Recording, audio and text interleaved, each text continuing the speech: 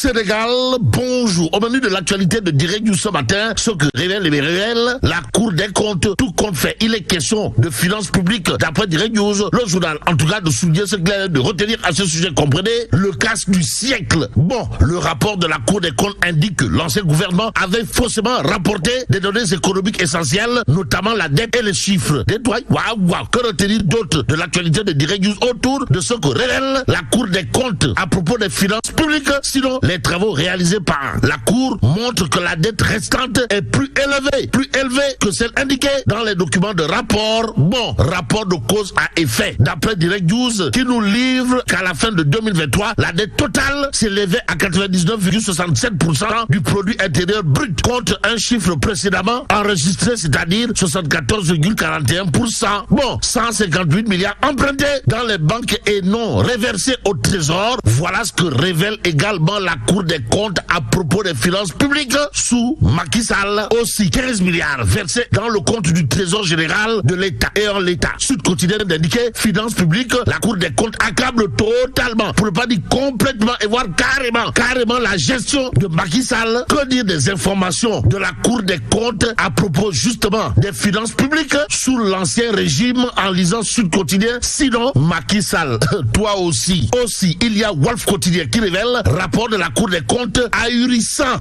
Waouh. En tout cas, Sud Quotidien de noter, ce qu'il est de noter à ce sujet, comprenez, Sonko, Pros, la porte du Bourroc, confirmé par la Cour des comptes, tout compte fait. Celui qui a été totalement, pour ne pas dire complètement, et voire carrément déshabillé dans cette histoire révélée par le rapport de la Cour des comptes, c'est Macky Sall.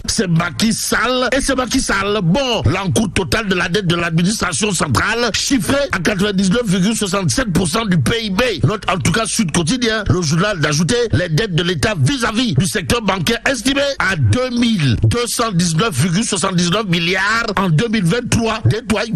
Bon, 153 milliards dépensés sans couverture budgétaire, d'après bien entendu le rapport de la Cour des comptes, si on en croit Sud Quotidien ce matin, le journal de révéler un autre fait relatif à des attitudes de voleurs de la République. Comprenez, 155 milliards dépensés sans couverture budgétaire. Bon, dans Wolf Quotidien, c'est Ousseynou Gueye, chroniqueur de son État, qui dit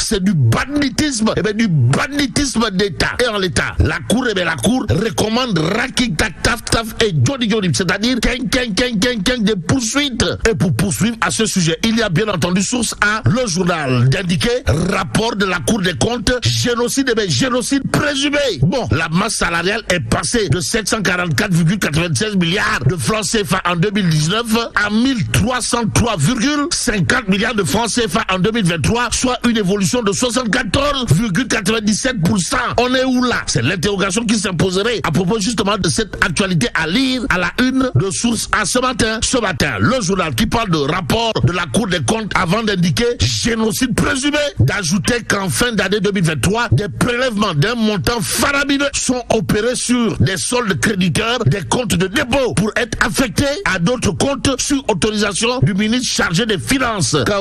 Sommes-nous tentés de dire? Que dire d'autre de cette actualité sinon ce que nous livre le quotidien ce matin? À la une du journal du groupe Avenue Communication, il est écrit publication des chiffres du rapport, la Cour démaquille, comme Macky Sall, la Cour démaquille les comptes à la question de savoir s'il ne s'agit pas là d'une histoire de Ali Baba et les 40 voleurs. Tout compte fait. Retenons ce que nous livre le quotidien, comprenez, de gros écarts entre les chiffres de la dette, du déficit et même des ressources, et ceux présentés par l'ancien régime. Et c'est à plein régime que tout le quotidien, histoire de nous renseigner, Diomaye veut, Raking Taf et Johnny, des mesures conservatoires et correctives. Cependant, le public quotidien Barça une interrogation Kourbaïfal et Mbolde Bourine, à savoir publication du rapport de la Cour des comptes, au-delà des chiffres du saupoudrage au vu de la situation. Le public quotidien d'indiquer en publiant ce rapport, à pareil moment, le gouvernement tente-t-il de légitimer la conjoncture économique du pays? Bon, casser aussi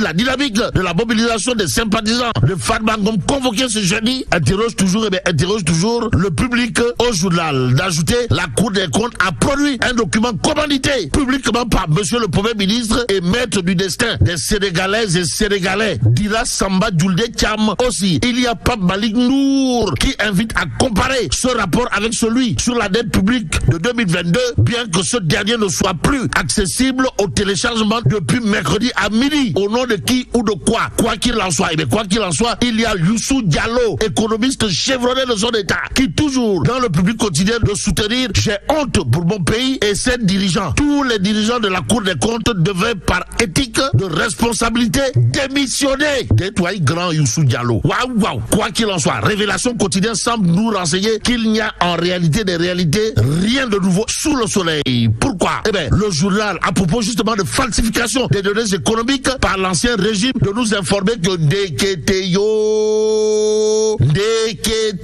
celui qui avait déjà tiré la sonnette d'alarme dans cette histoire, c'est Bougane Gueye Dany.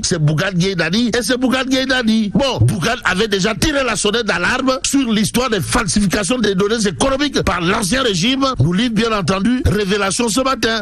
L'autre journal qui en parle, c'est l'Évidence quotidien. En tout cas, 98 milliards dans un compte commercial. L'Évidence quotidien d'indiquer quand Bougane Gueye accusait publiquement Mansour Faye. En attendant, restons avec l'Évidence quotidien qui révèle à ça une affaire Farbangom Tahirou Sarr, ministre des Finances et autres, le pare-feu de milliards de comptes, tout compte fait. L'As quotidien de retenir et faire retenir Farbangom devant le pôle judiciaire financier aujourd'hui. Aujourd'hui, ses partisans, les partisans du lion du Bosséa, Farbangom en l'occurrence, en bouclier. Pourquoi faire? Pour croiser le fer, si on en croit critique ce matin. Le journal de révéler en tout cas convocation de monsieur le député maire des Agnam devant le pôle judiciaire financier ce jeudi. Les partisans de Farbangom en ordre de bataille pour une guerre ou une drôle de guerre. En tout cas, ce matin, il conviendrait de prendre Révélation quotidienne pour terminer. Le journal, à propos des Nyartou, noté ça et là, de s'intéresser à un mouvement d'humeur particulier de chez particulier qui semble indiquer clairement et nettement que la situation est totalement, pour ne pas dire complètement et voire carrément, même globalement, carabinée de chez carabinée. Loukheweti. Révélation de nous apprendre que Ndeketeyo, les arbitres du Sénégal réclament 50 millions de francs CFA d'arriéré à la Fédération sénégalaise de football. Réclamation faite à la veille du mois de Ramadan. Et là, Bon, que Dieu préserve le Sénégal.